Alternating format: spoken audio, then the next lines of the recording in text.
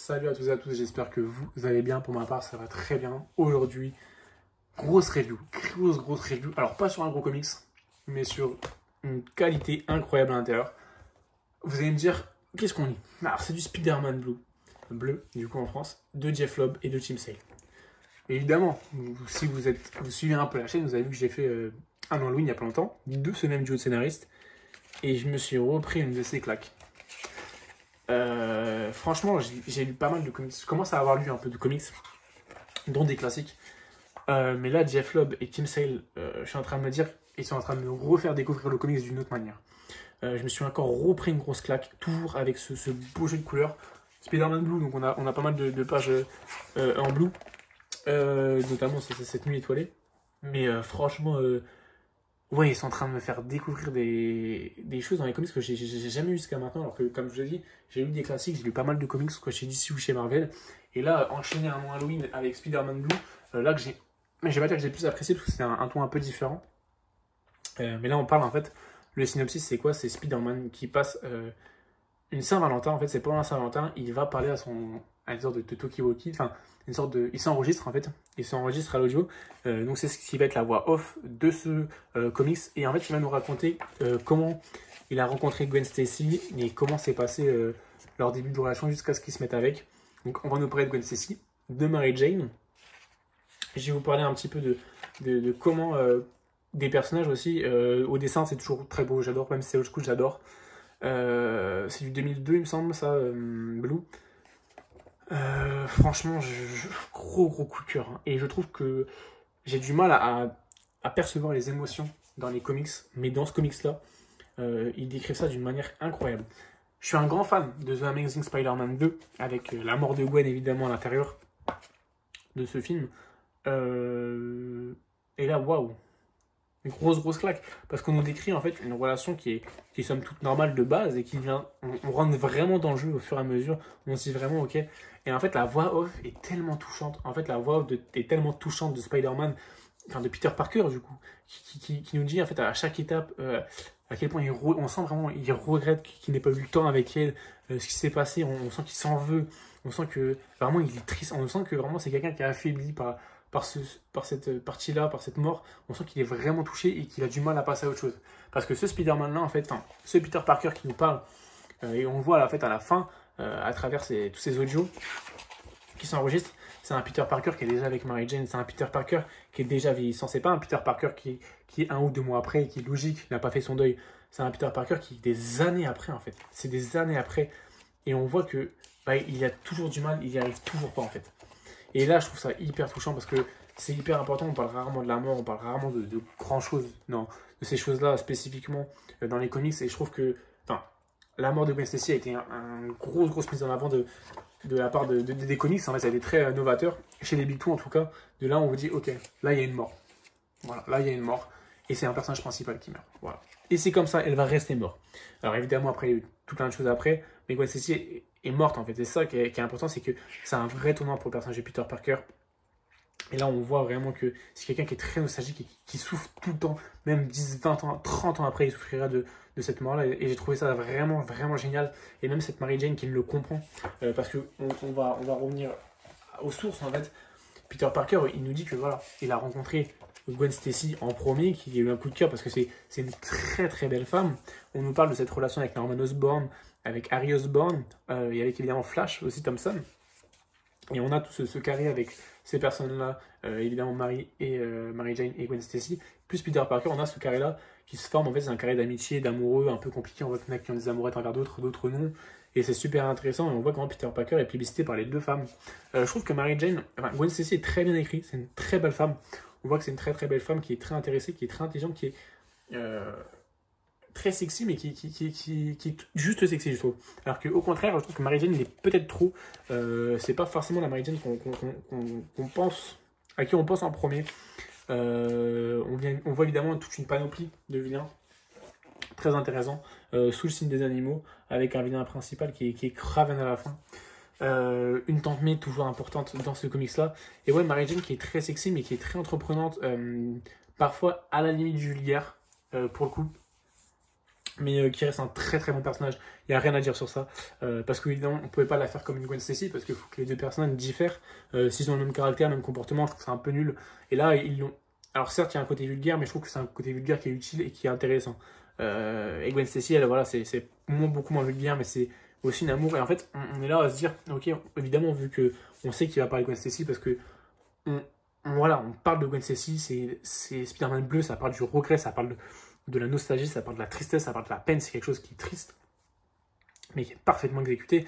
Et évidemment, du coup, on veut voir l'histoire avec Gwen. Mais en même temps, on parle de Mary Jane avec les bases en fait, de la future relation avec Mary Jane. Et en fait, on nous dit que, ok, oui, il y a Gwen Stacy, mais il y a Mary Jane qui a toujours été là aussi. C'est pas Gwen Stacy. Gwen Stacy sera l'éternelle amoureuse, l'éternel amour de Peter Parker, mais la femme, la vraie femme de Peter Parker, ça restera Mary Jane en fait. C'est ça qui est assez compliqué, c'est ces deux facettes de Peter Parker où voilà, on n'aura pas d'autres noms dans le futur. Même s'ils voudront nous faire sortir avec quelqu'un d'autre, non, ce sera toujours Mary Jane et Gwen Stacy. Mary Jane qui sera Gwen Stacy qui sera la femme de la vie de Peter Parker et Mary Jane qui sera la femme en fait, tout simplement, qui sera la copine, l'amour en fait de Peter Parker. C'est assez compliqué à décrire ces deux relations, mais les deux sont aussi importantes l'une que l'autre en fait, parce que il y en a une où voilà, il a eu des enfants avec, il a vieilli avec tout simplement, alors que voilà, Gwen Stacy ça reste une relation très jeune, une relation voilà, de début d'adulte, fin d'adolescence, plus début d'adulte pour le coup, et même si elle s'est finie très tôt, très, très frustrante, c'est le cas en fait, c'est très différent, c'est deux relations très différentes. Mais en tout cas, moi j'ai adoré découvrir ça. J'ai jamais lu justement la mort de Gwen Stacy en comics, j'ai envie de me la lire justement. J'ai rien de meilleur du Spider-Man Old School parce que en fait, mais là, Tim Sale et Jeff Lobb, j'ai envie de tout lire d'eux en fait, parce que ils décrivent les personnages excellemment bien. La caractérisation des personnages est excellente. Le fil rouge est toujours très bon. Et vraiment, la transmission d'émotions est incroyable.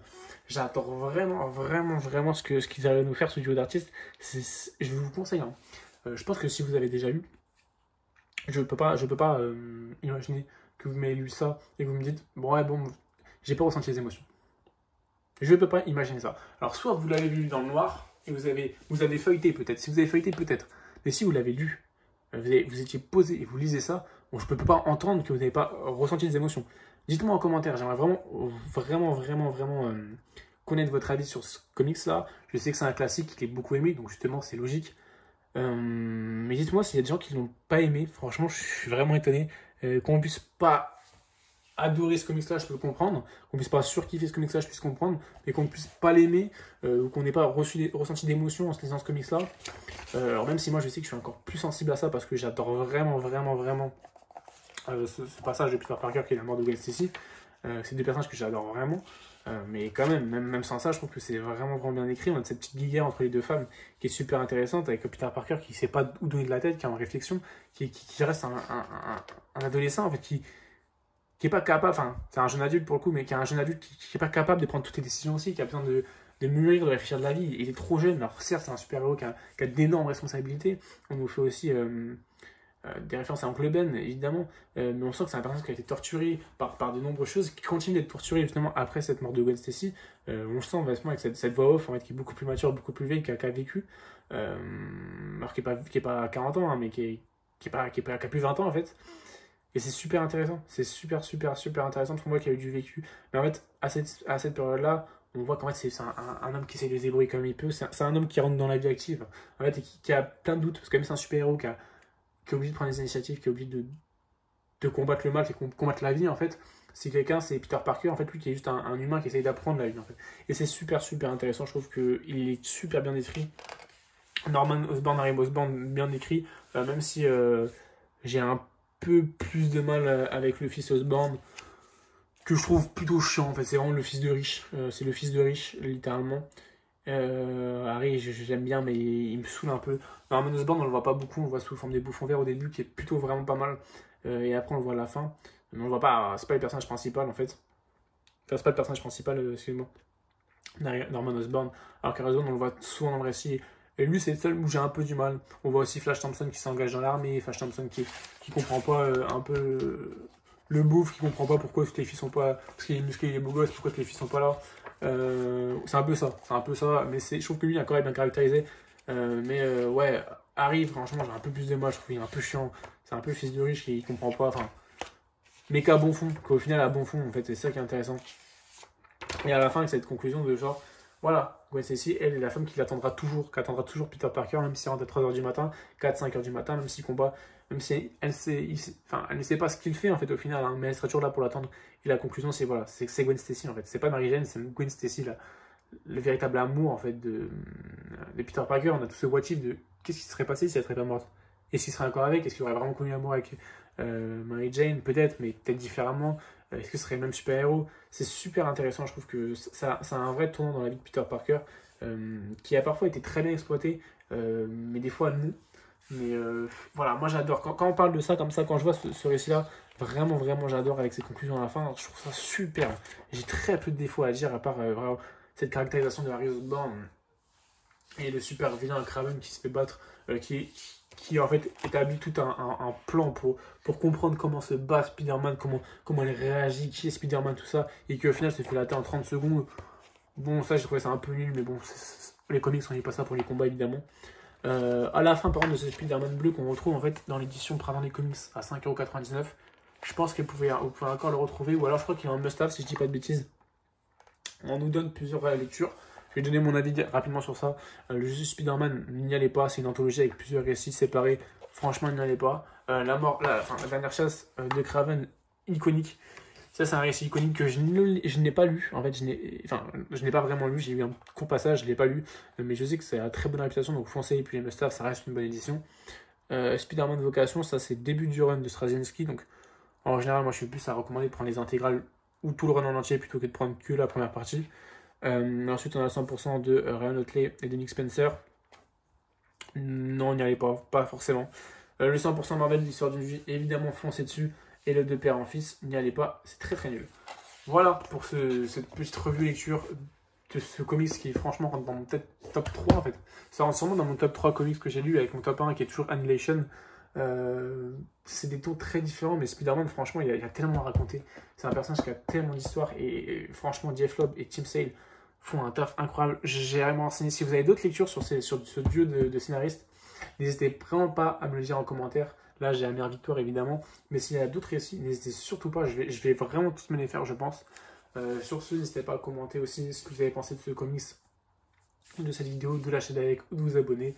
Sur ce, je vous souhaite une très bonne journée ou une très bonne soirée et surtout de très très bonnes lectures. Salut tout le monde!